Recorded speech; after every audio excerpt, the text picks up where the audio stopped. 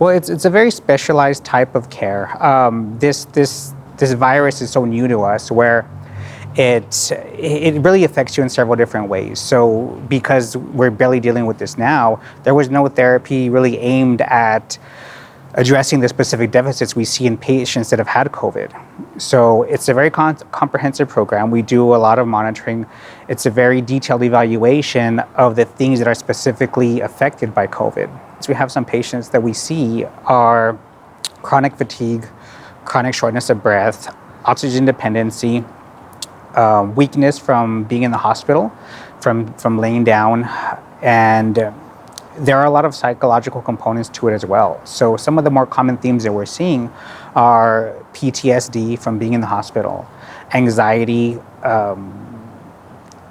depression. So patients who have been in the hospital who are now coming to therapy, and this may be their first outing for them. So it really is a fearful thing for some patients. You ready? Yeah. And you know how it spreads out and everything, and you work in the medical field. So my family's really we're all in the medical field, so I got it through there.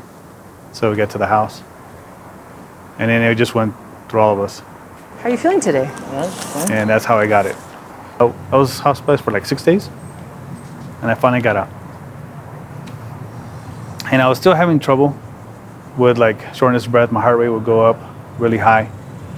It would go like to just walking around went to like 115s to 120s, and just normal walking.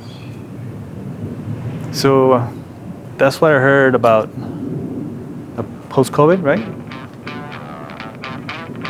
Yeah, so I decided to go ahead and do it. And begin.